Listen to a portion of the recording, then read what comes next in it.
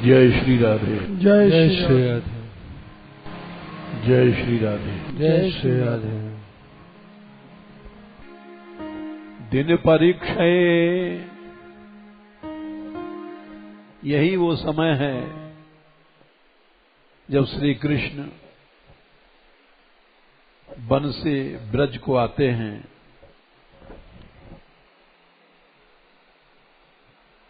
दिन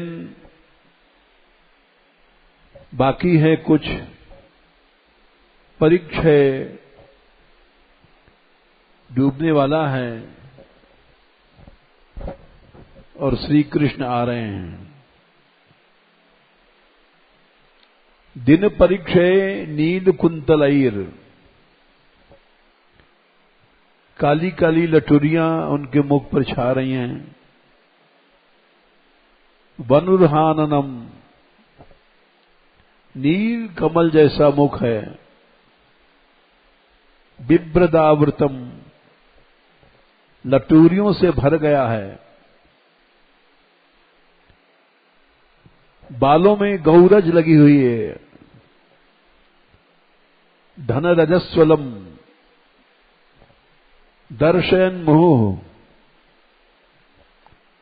बार बार मुड़ करके देखते हैं गोपियों को और उनके हृदय में काम भाव प्रेम भाव जगा रहे हैं।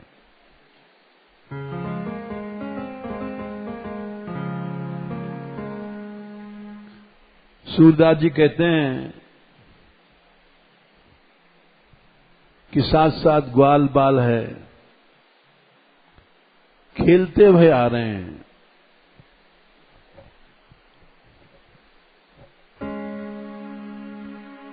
कौन सा खेल हो रहा है? विविध गोप चरणेषु विदग्धो, ग्वाल बाल अनेक खेल खेला करते हैं। उसमें एक खेल है हेरी दे।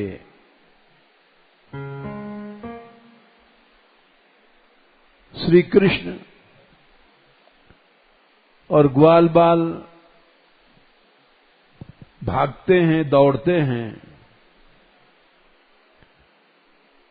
जाकर के पकड़ लेते हैं। हेरी, उसको हेरी दे कहना, छुआ छुई जैसा खेल।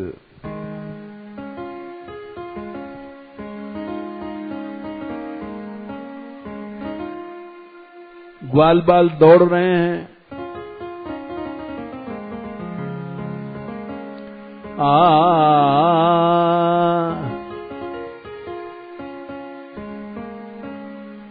कोई कोई बड़ी दूर चला जाता है और उसको हेरी देने के लिए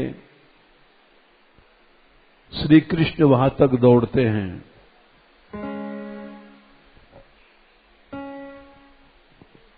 छुआछुई में जितनी ज्यादा दूर जा सकता है, भागने वाला भागता है। कन्हैया हेरी दे, कन्हैया हेरी दे,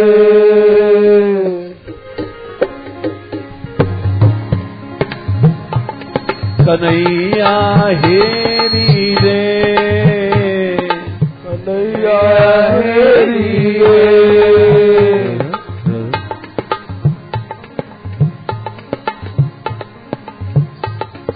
भागते जा रहे हैं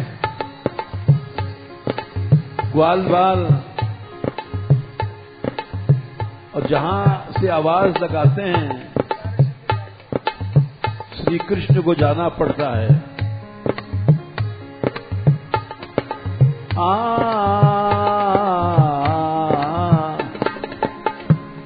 कन्हैया हेरी दे, कन्हैया हेरी दे।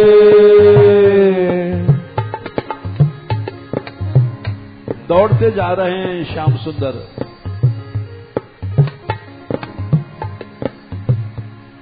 सुबह सांवरे गात की शोभा कहत लजाऊं।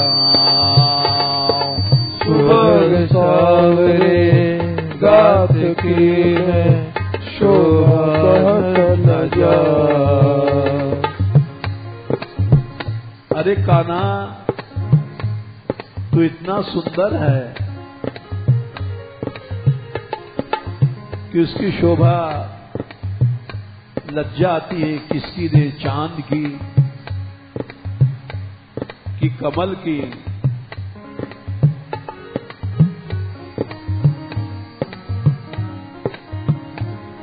सुभग सांवरे गात की मैं शोभा कहत लजाऊं। सुभग सांवरे गात की मैं शोभा कहत लजाऊं। और कान्हा, तेरा मोर मुकुट,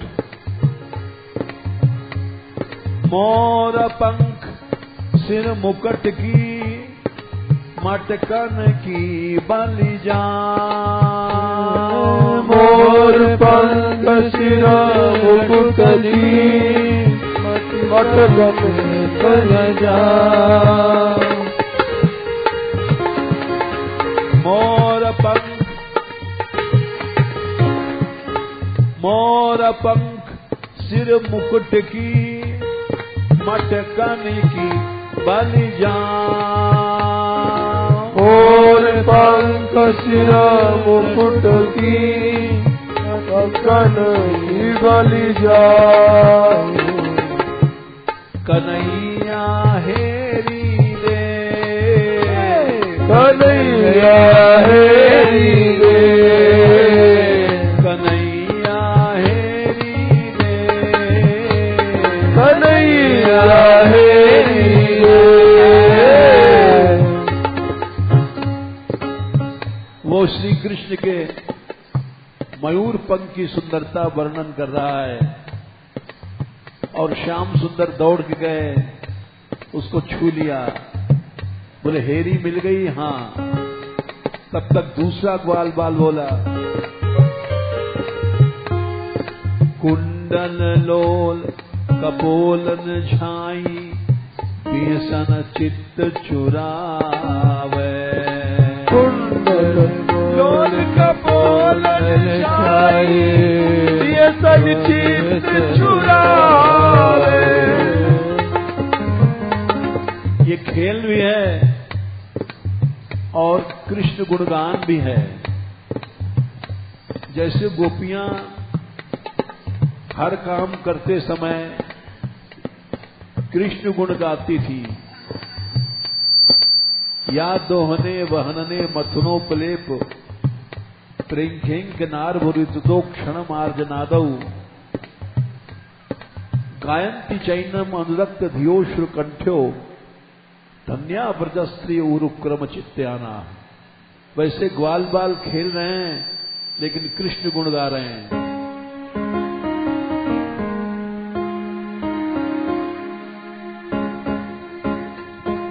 कुंडल लोल कपोलन झाई भीषण चित्त चुरावे। कुंडल लोल कपोलन झाई भीषण चित्त चुरावे। तेरे कान की कुंडल वो गालों पर चमक रही है, जैसे शीशे में देखो तो मुंह दिखाई पड़ता है, वैसे कृष्ण के गालों पर कुंडल चमक रहे हैं।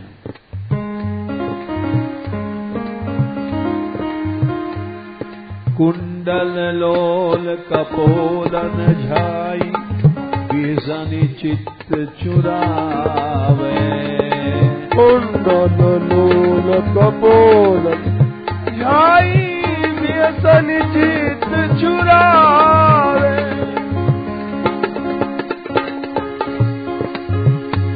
कन्हैया हेरी रे, कन्हैया हेरी दे, कन्हैया हेरी दे,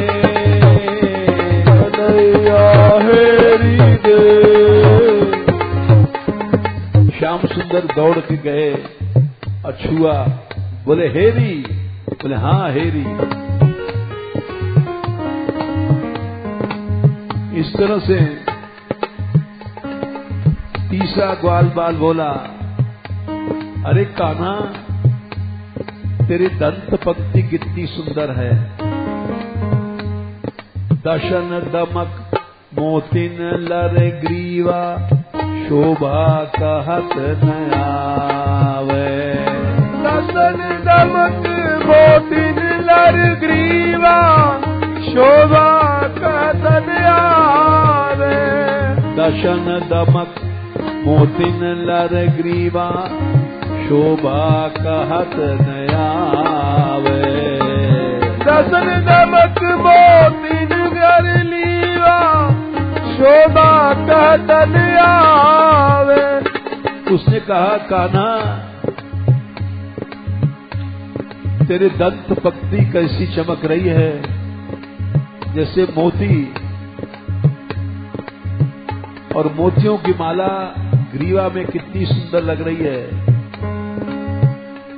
कन्हैया हेरी रे, कन्हैया हेरी रे, कन्हैया हेरी रे, कन्हैया हेरी रे।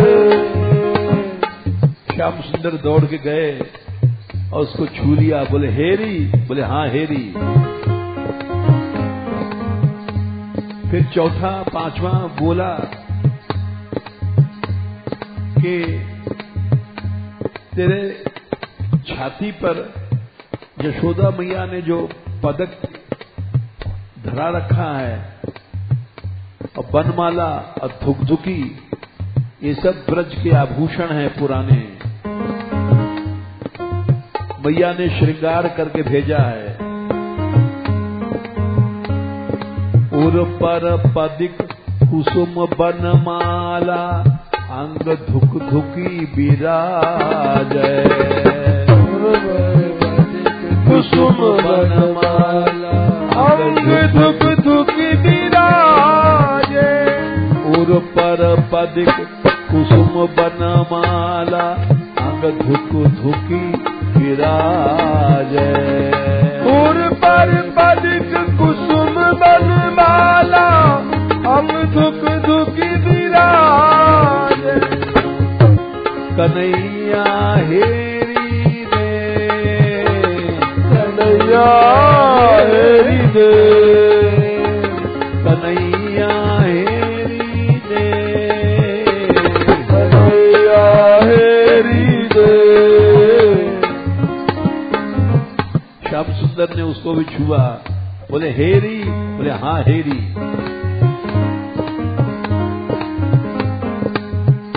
फिर छठवां बोला, तेरी पहुंची यहां पहनी जाती है हाथों में, भुजाओं में, और हाथों में मुरली, कान्हा बड़ी सुंदर है। चित्रित बाहु पहुंचिया पहुंचे, हाथ मुरली का छाजे। चित्रित बाहु पहुंचिया पहुंचे, हाथ मुरलिया छाजे। हाथ मुरलिया बाजे, हाथ मुरलिया बाजे। कन्हैया हेरी रे, कन्हैया हेरी रे, कन्हैया हेरी रे, कन्हैया हेरी रे। सातवां बोला, तेरा पीतांबर कान्हा और कौंदनी, पामों में नूपुर ऐसे अच्छे बज रहे हैं। काटी पत पीत मेखला मुकुलित, पायन नूपुर सो है। कटिपट पीत मेखला मुकुलित, पायन नूपुर सोए। पायन नूपुर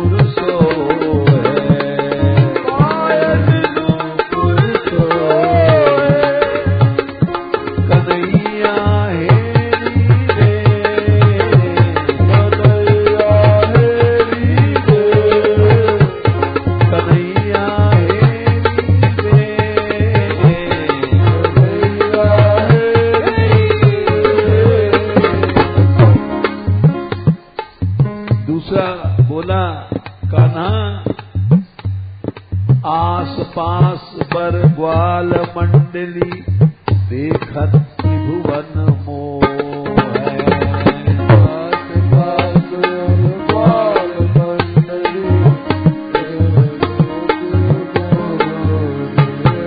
देखत त्रिभुवन मोह है।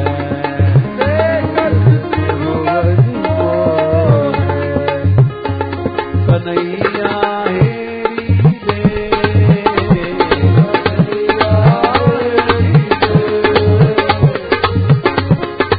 श्याम सुंदर ने जाकर के उसको पूछा, बोले हेरी?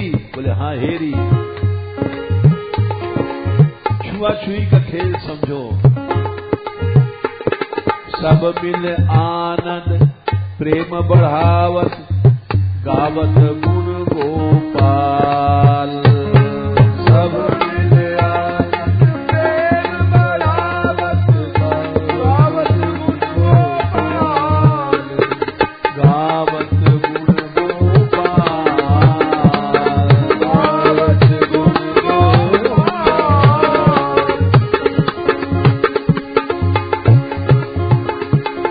यह सुख देखत श्याम संग को सूरदास सब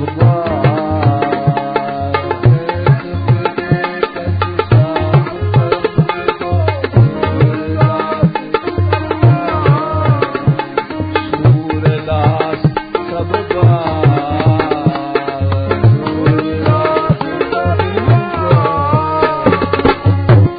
कन्हैया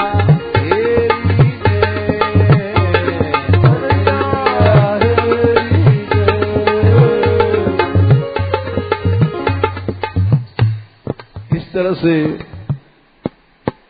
सूरदास जी कह रहे हैं, कृष्ण का गुण गा रहे हैं, खेल रहे हैं। ग्वाल बाल जैसे गोपियां हर काम में कृष्ण को गाती थी। ग्वाल बाल हर समय कृष्ण गुण गा रहे हैं। ग्वाल बाल जैसे गोपियां को भागवत में कहा गया है कृष्ण को गाती थी। विविध गोप चरणेशु विदग्धो। ग्वाल बाल हर समय कृष्ण गुण गा रहे हैं। वेणुवाद्य उर्धा निज शिक्षा, इसी को भागवत में कहा गया है। तब सुतः सदा विविध गोप चरणेशु विदग्धो। वेणुवाद्य उर्धा निज शिक्षा जाती। हे अशोक सुतः सदा यदा सती यदा अनेक प्रकार के ग्वाल बालों के खेल खेलता हुआ स्वर जाती। तुम्हारा कान्हा आ रहा है। हे यशोदे, अनेक प्रकार के ब्रज में बालों के खेल खेलता हुआ नंगे पांव तुम्हारा कान्हा आ रहा है। गोविंद लीलामृत में कहा गया है, श्री कृष्ण ब्रज में यशोदा ने कहा, कन्हैया गैया चरावे जाए। गोविंद लीलामृत में कहा गया है, जूती तो पहन ले। यशोदा ने कहा, कन्हैया नहीं लगेंगे। गैया चरावे जाए तो कृष्ण ने कहा, माता तो पनैया यानी जूती तो पहन ले। मैया नंगे पांव कंकड़ नहीं लगेंगे। और बेटा जूती से कृष्ण ने कहा, माता ये बात अच्छी नहीं है। मैया वो माताएं हमारे पांव नंगे पांव घूमती और बेटा जूती से, तो हम भी ये बात अच्छी नहीं है, नंगे पांव ही इनकी सेवा करेंगे। जब गो माताएं हमारी नंगे पांव घूमती हैं, इस बात को गोपियों ने भी कहा है, तो हम भी नंगे पांव ही नंगे पांव चलते हो। इस बात को गोपियों ने भी कहा है, तो कि तुम जब नंगे पांव चलते हो बड़ा कष्ट होता है।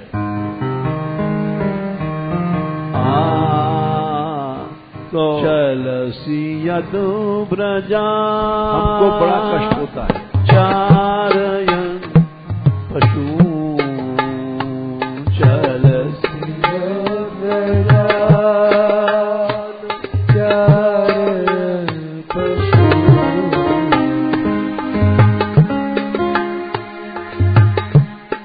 तुम जब चलते हो नंगे पांव पशुओं को गायों को चराते हुए, नलिन सुंदरं नाचते पदौ, नलिन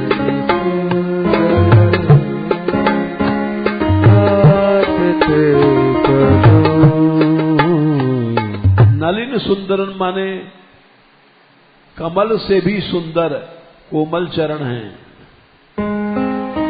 और शील तृणांकुरई सीरती तीना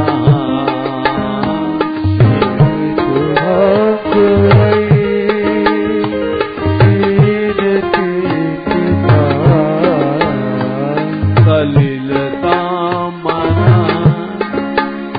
कांत गच्छति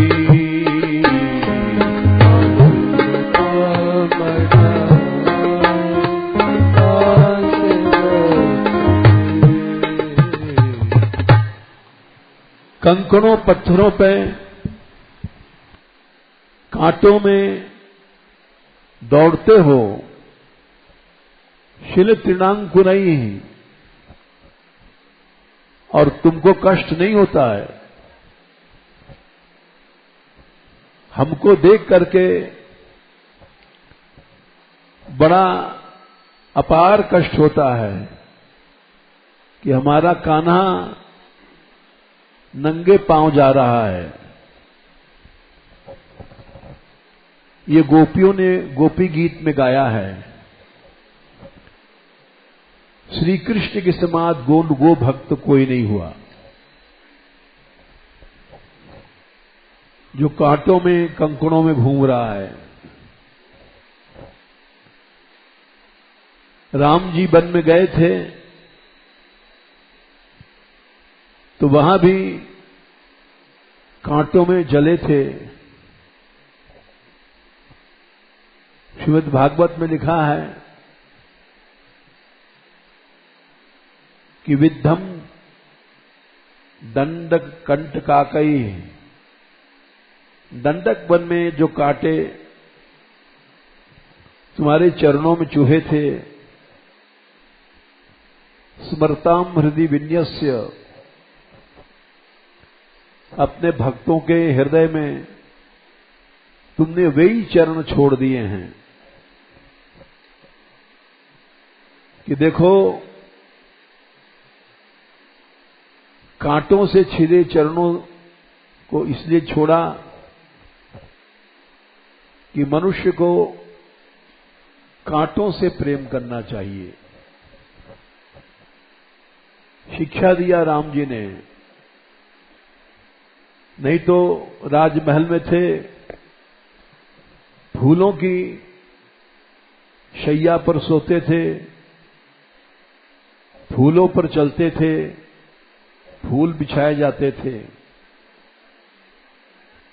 लेकिन सुखदेव जी कहते हैं उन चरणों को जो फूलों के ऊपर चलते थे उनको नहीं छोड़ा भगवान ने अपने भक्तों के हृदय में।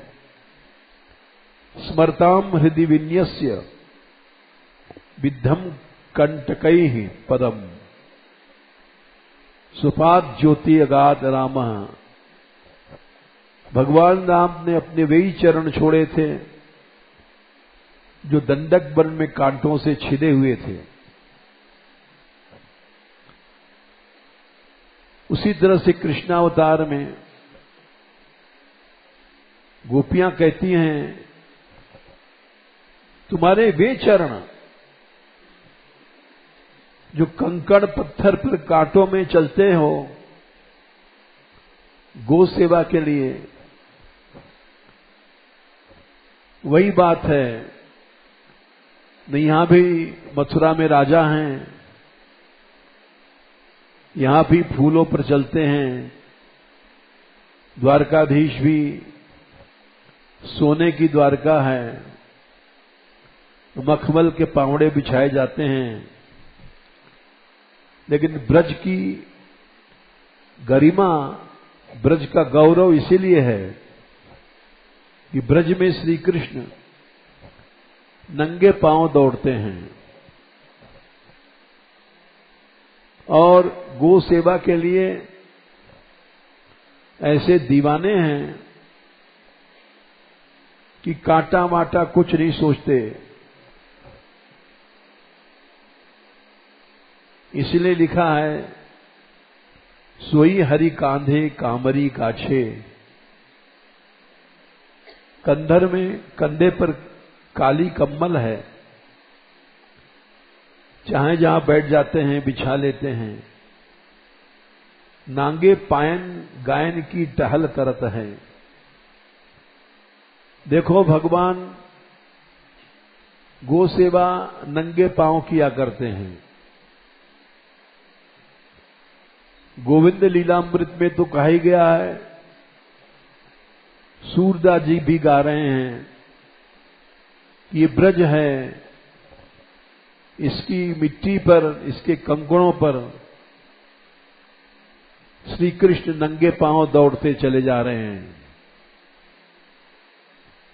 त्रिभुवनपति दिनपति नारी नरपति, पंचिनपति रवि शशि जेहि डरत हैं।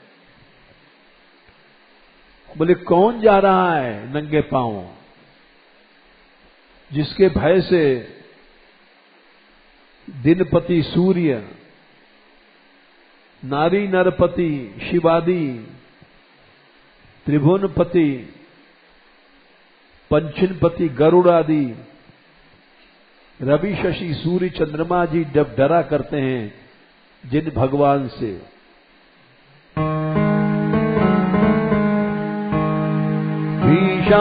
भीषास्मात् पवते वायु, भीषोदेति सूर्यः,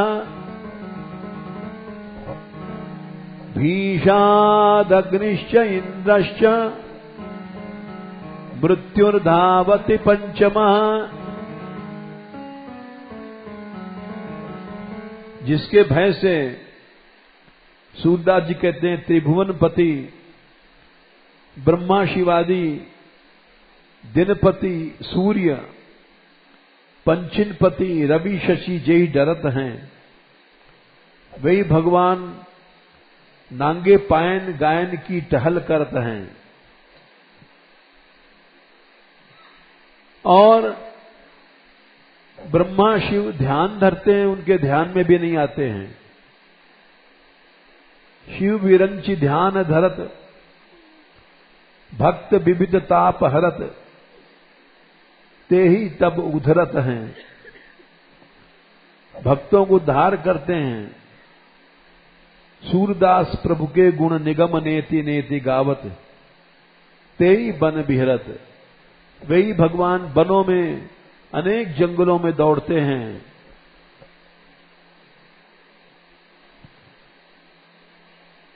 और क्यों दौड़ते हैं? गो सेवा के लिए। आज हमसे यहां कीर्तन करते हैं भामनी शरण। इन्होंने पूछा कि नाम कीर्तन का गौशाला से क्या संबंध है? हमने कहा वही बताएंगे जिसमें सबको लाभ हो जाए। गौशाला या गो सेवा एक कठिन चीज है। अपराध भी हो जाता है। जनक जी ने गाय को हटाया था, चरती भई गाय को। इसी अपराध से उनको एक बार जाते समय धाम में नरक के दरवाजे जाना पड़ा। गो सेवा बहुत सरल उपाय है श्याम सुंदर से मिलने का, भगवान को वश में करने का। ये हर बार हम सुना देते हैं। जाने कितने भक्तों को निरोध की प्राप्ति भई। निरोध माने चित्तवृत्ति भगवान में लग जाए, कहीं हटे नहीं।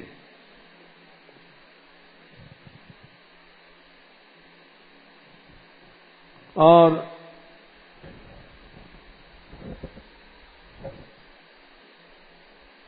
श्रीनाथ जी उनके लिए जो ग्वारिया था वो पत्तल भी लेने नहीं जाता था, तो चुरा के लड्डू लाते थे और उसको खिलाते थे। गो सेवा से श्री कृष्ण प्राप्ति सहज है, लेकिन अपराध भी हो जाता है।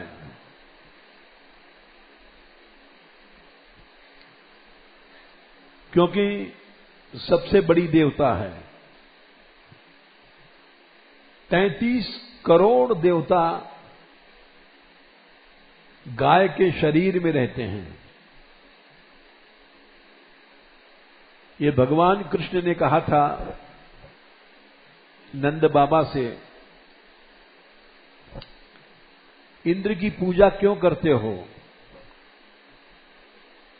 जाने कितने इंद्र गाय के शरीर में रहते हैं। सर्वे देवा गवाम अंगे, सभी देवता गायों के अंग में रहते हैं। तीर्थानि तत्पदेषु च, जितने तीर्थ हैं तीनों लोक में गाय के चरण में रहते हैं, खुर में। और उसके गुप्त अंग में जहां से गोबर निकलता है, गोमूत्र निकलता है, वहां लक्ष्मी रहती है। तद गुह्येषु स्वयं लक्ष्मी तिष्ठत्यपि सदा पितः। हे नंद बाबा, गोष पदाक्त मृदायो ही तिलकम कुरते नर। गौरज से जो तिलक करता है, रोज गौरज को सिर में लगाता है, उसको संसार के जितने तीर्थ हैं उनके स्नान का फल मिल जाता है।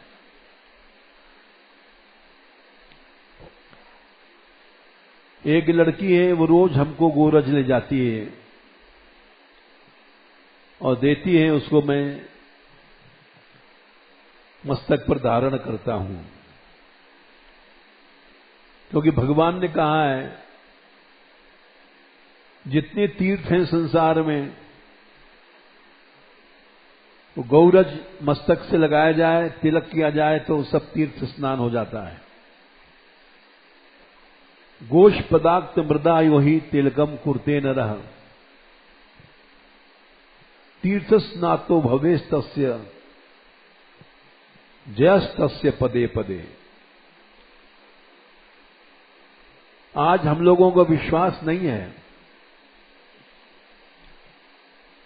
नहीं तो सबको नित्य गौरज मस्तक पर लगाना चाहिए। भगवान ने कहा है नंद बाबा से कि समस्त तीर्थों का स्नान होता है। तीनों लोक में जितने तीर्थ हैं, नदियां हैं, समुद्र हैं, पर्वत हैं, उन सब का पुण्य मिल जाता है गौरज के तिलक करने से। गावस्तिष्ठन्ति यत्रैव, जहां गायें रहती हैं उसको तीर्थ समझो। वहां श्रद्धा से कोई अगर प्राण छोड़ देता है तो मुक्त हो जाता है। इतनी महिमा गाई है स्वयं श्री कृष्ण ने, क्योंकि अपनी माता थोड़े दिन दूध देती है और अपने ही बच्चे को देगी, अपने ही बच्चे को दूध पिलाएगी। गोमाता सारे संसार को देती है। अपना बच्चा क्या हत्यारा हो, कसाई हो, काटने वाला, उसको भी गौ माता दूध देती है, मना नहीं करती है। तुम हमको काटते हो, लो दूध पियो। तो इसलिए शास्त्रों में कहा गया है 7 चीजें हैं ये पृथ्वी को धारण किए हुए हैं।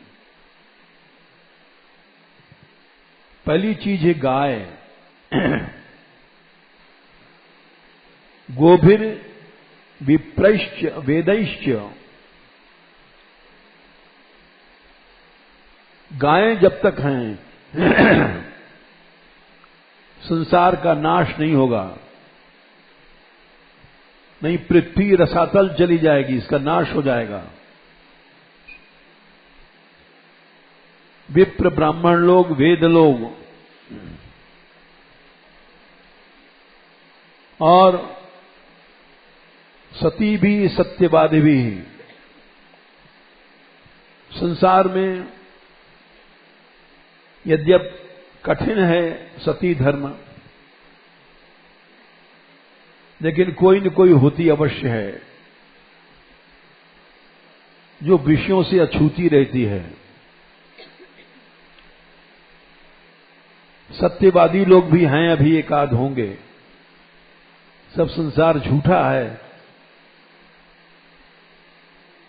अलुब्धई दानशीलश्च,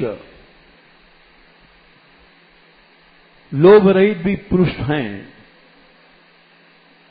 दानी भी पुरुष हैं। 7 चीजें हैं जिनसे पृथ्वी रुकी हुई है। गायों पर जब अत्याचार हो रहा है, ये कलयुग की माया है। इसीलिए संसार में पाप बढ़ रहा है, रोग बढ़ रहे हैं, नए नए रोग पैदा हो जाते हैं। डॉक्टर लोग खोज करते रहते हैं। पहले जमाने में इतने रोग नहीं थे। हम लोग छोटे छोटे थे, किसी को बुखार आता था, चून घोरा औंटा के पी लो, बुखार चला जाता था। अब तो इंजेक्शन लगाओ, टैबलेट लो, जाने कितनी चीजें करते हो तो भी बुखार नहीं उतरता है। क्योंकि संसार में पाप बढ़ रहा है, अधर्म बढ़ रहा है। और श्रीमद् भागवत में लिखा है कि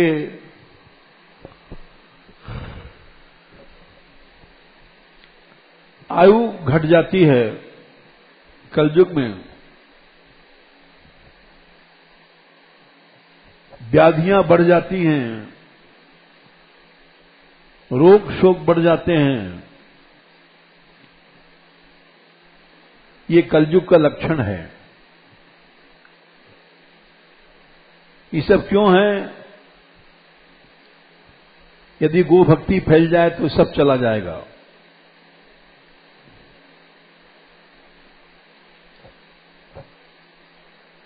ये परीक्षित ने देखा था, कलयुग को एक राजा के रूप में गोवंश को मार रहा है।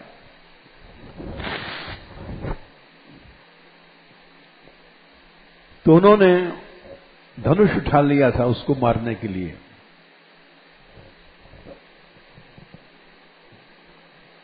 और च्यवन ऋषि ने कहा है राजा नहुष से कि राजन, संसार में कहीं भी बीमारी नहीं रहेगी, कोई दुख नहीं रहेगा, कोई शोक नहीं रहेगा। अगर गायों की ठीक से सेवा हो जाए तो च्यवन ऋषि ने कहा है, निविष्टं गोकुलम यत्र श्वासं मुञ्चति निर्भयम् विराजयति तं देशं पापं चास्यापकर्षति। ये च्यवन ने कहा था, 12 साल समुद्र के नीचे तल में तपस्या करते रहे। फिर मछुओं ने जाल डाला तो मछली में फंस करके ऊपर आए और राजा से नहुष से बोले, इनको दाम दे दो हमारा, इन्होंने जाल में फंसा करके हमको खींचा है।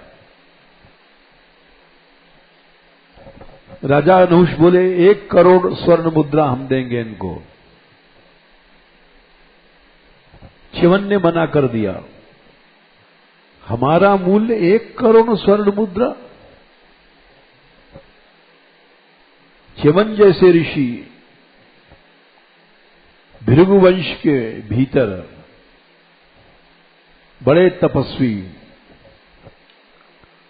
यहां तक कि राजा ने दाम बढ़ाते बढ़ाते आधा राज्य दिया, संपूर्ण राज्य दे दिया। बोले नहीं, हमारी कीमत ये नहीं है। तो एक ऋषि आया, उसने कहा मैं इनकी कीमत देता हूं।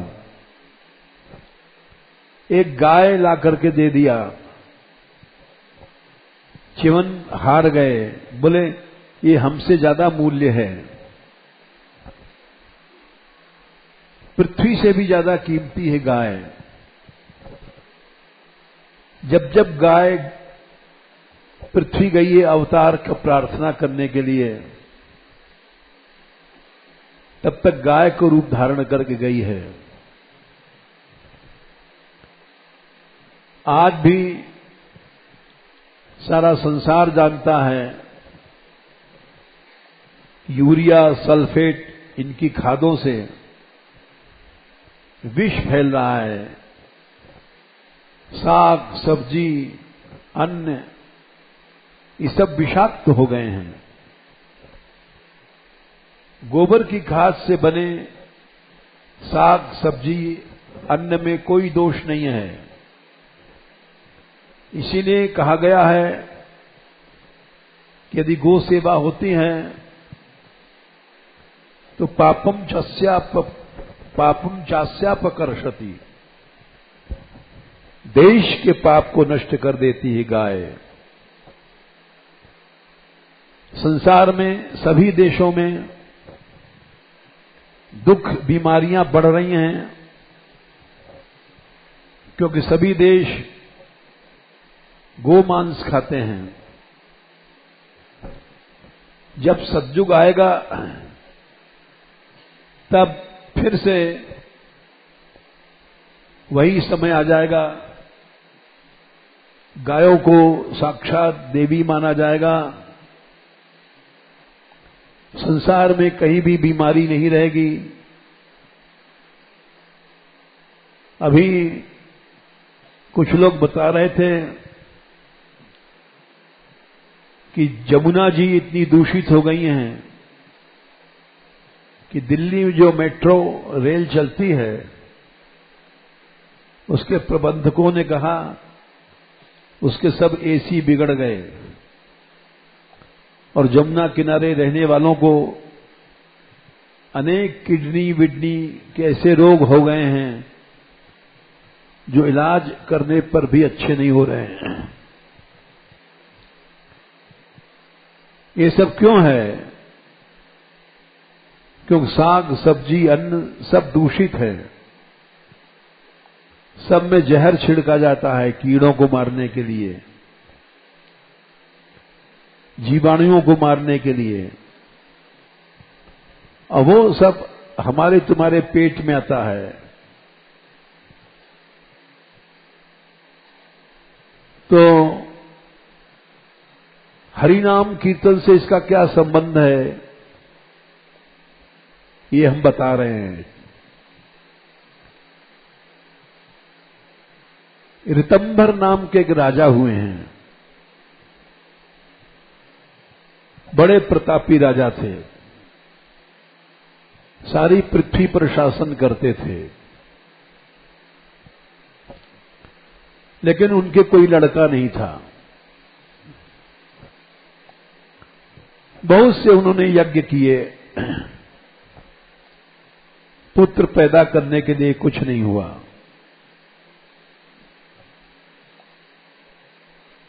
एक ऋषि हुई है जाबाली, ये राम के समय में भी थे। जाबाली ऋषि के पास ऋतंभर गए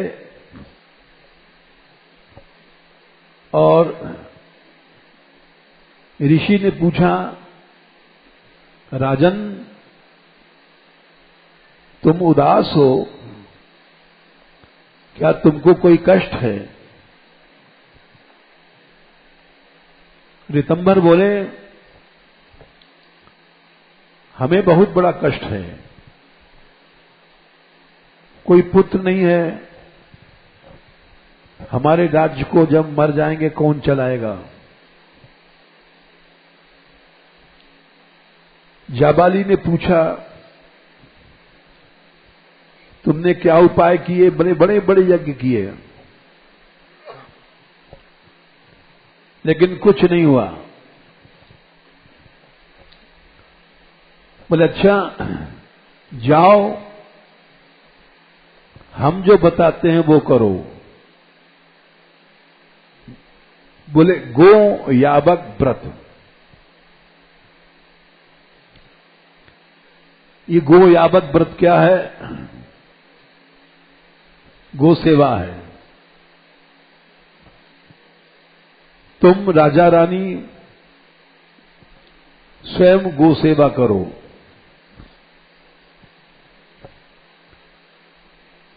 गायों को गोबर स्वयं साफ करो। हमारे यहां जितनी लड़कियां हैं, ये सब कुछ दिन पहले रोज आती थी, सब लड़की आती थी, क्योंकि मजदूरों ने काम करना बंद कर दिया था। तो मंदिर के जितने साधु और मान मंदिर की जितनी कन्याएं सब आती थी, और काम रुका नहीं। ऐसा लगता था गौशाला टूट जाएगी, लेकिन इनकी संख्या 100 साधु, 100 लड़कियां, 200, एक बहुत बड़ी जनशक्ति है। बड़ी श्रद्धा से सेवा किया। लड़कियां गोबर उठाती थीं, साफ करती थीं, ऐसा लगता था ब्रज आ गया।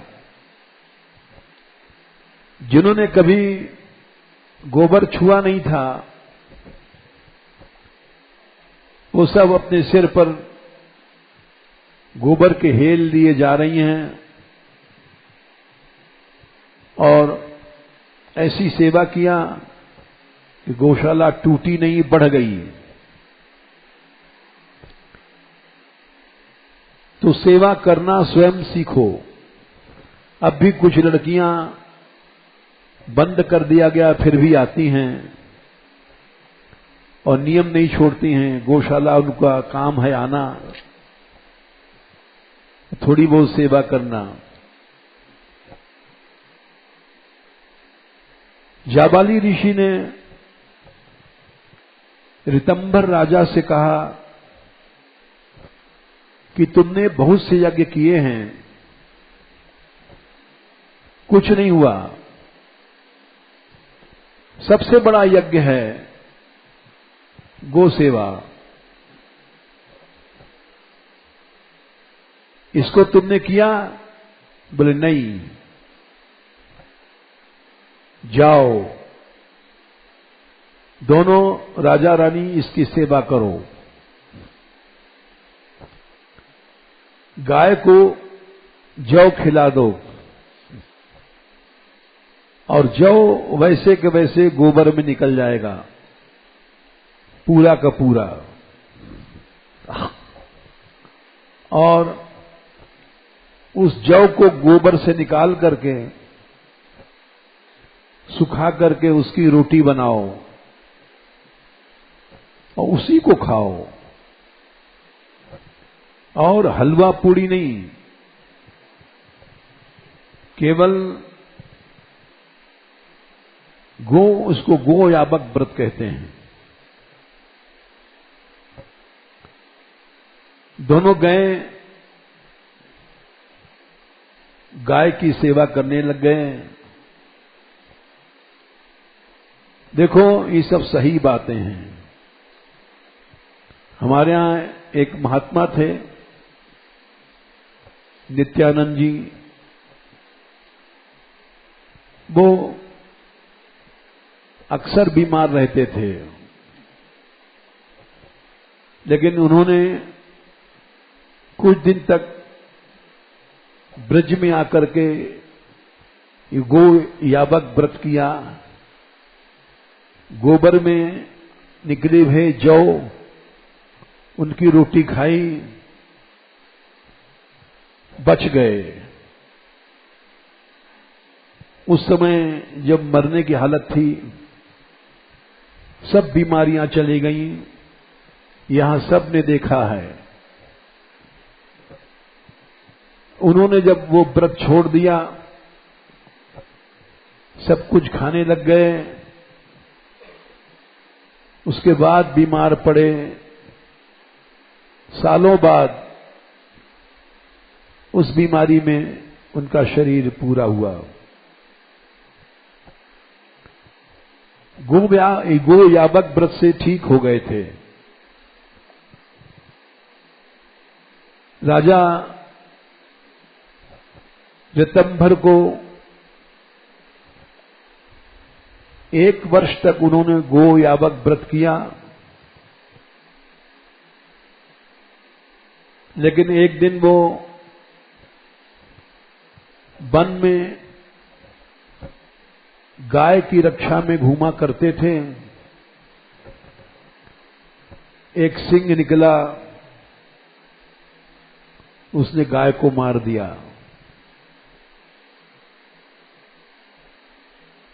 तो राजा बोले, ये तो हमको गो हत्या लग गई, हमारे कारण गाय मरी हैं, हम असावधान रहे, ये पाप कैसे मिटेगा? अब प्रश्न का उत्तर सुन लो कि भगवान नाम का और गो सेवा का क्या संबंध है। कैसा भी सेवक होगा, कभी न कभी पशु बुद्धि आई जाती है कि गाय पशु है, कि उसका रूप पशु जैसा है।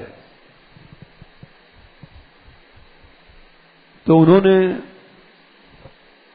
जाबाली ऋषि के पास वो जाकर के गए और बोले, हमको गो हत्या लग गई है, ये कैसे छूटे? जाबाली ने कहा, राजा ऋतुपर्ण है, बहुत बड़ा भक्त है, उसके पास चले जाओ। राजा ऋतुपर्ण के पास गए और उन्होंने बताया कि हमको गो हत्या लग गई है,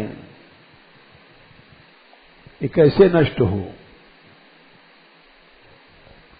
उन्होंने कहा, भगवान नाम से नष्ट हो गई सारी बातें। तो उन्होंने भगवान नाम किया और उससे यज्ञ सिद्ध हुआ और सत्यवान नाम का भक्त पुत्र पैदा हुआ। श्रीमद् भागवत में भी जब वृत्रासुर को इंद्र ने मारा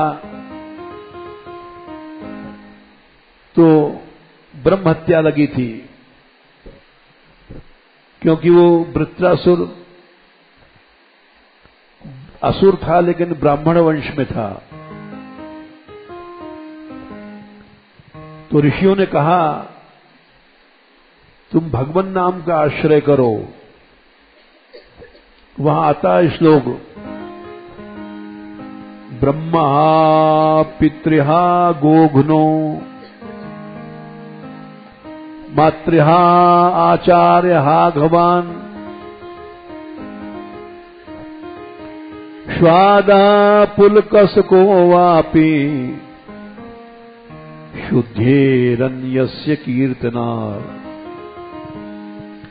ब्राह्मण हत्या हो या गौ हत्या हो या अपनी मां की हत्या हो, ब्रह्मा या पिता की हत्या हो,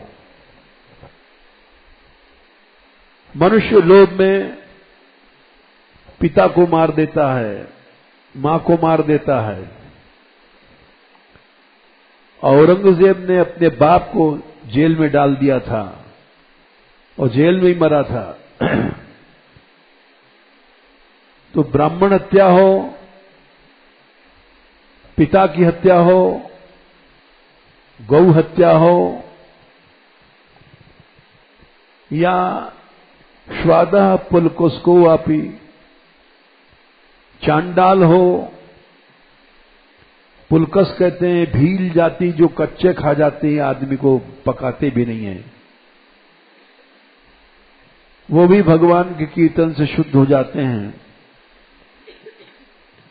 इसलिए समस्त गौशालाओं में भगवान नाम कीर्तन होना चाहिए, क्योंकि गौ सेवा में अपराध अक्सर लोग ज्यादा करते हैं।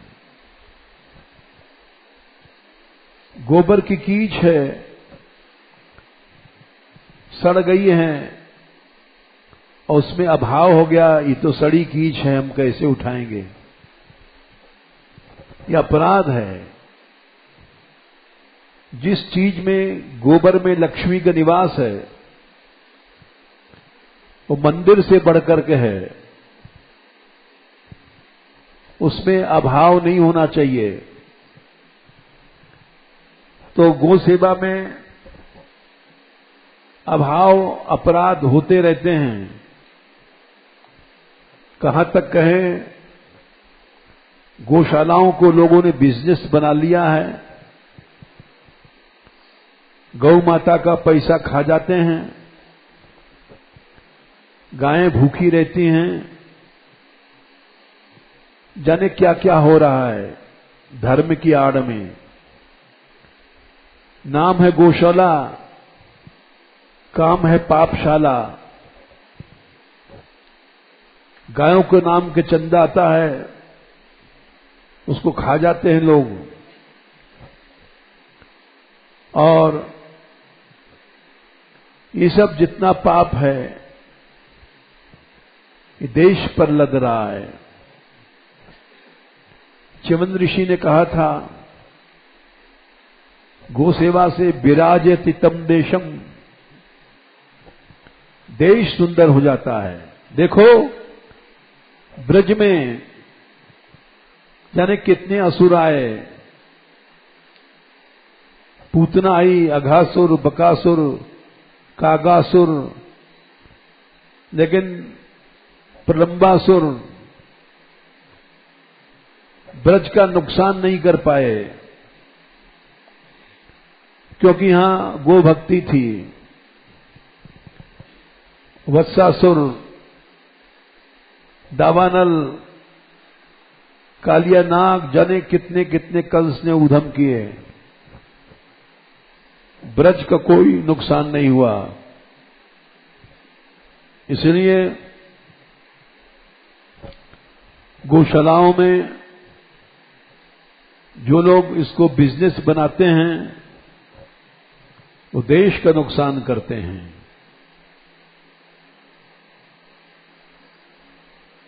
तीन चार साल पहले एक कोई व्यक्ति हमारे पास मिलने आए थे। हमने उनसे कहा था सबके बीच में कि तुम्हारा भविष्य हिल रहा है, गायों का चारा न्यार तुमने हड़प लिया, यहां से जाने के बाद ही उनकी गवर्नमेंट गिर गई और अभी तक नहीं आए। किसी समय मुख्यमंत्री थे, लेकिन जो चारा घोटाला है और सब पाप तो झेल गए, चारा घोटाला नहीं झेल पाए। हमने सबके बीच में कहा था, क्यों उस समय बहुत लोग बैठे थे, वो हमारे सत्संग में आए थे। हमने अपमान की दृष्टि से नहीं कहा था, कल्याण की दृष्टि से कहा था कि मनुष्य जो इसको गायों के हक को खाता है, बिजनेस बनाता है, वो महापापी है, गौशाला की आड़ में पाप करता है। यदि भूल में कोई पाप हो जाता है तो भगवान नाम से ही नष्ट होता है। ये प्रश्न का उत्तर है। भगवान नाम और गौशाला का क्या संबंध है? संबंध यही है, जो कमियां हैं वो भगवान नाम पूरा कर देता है।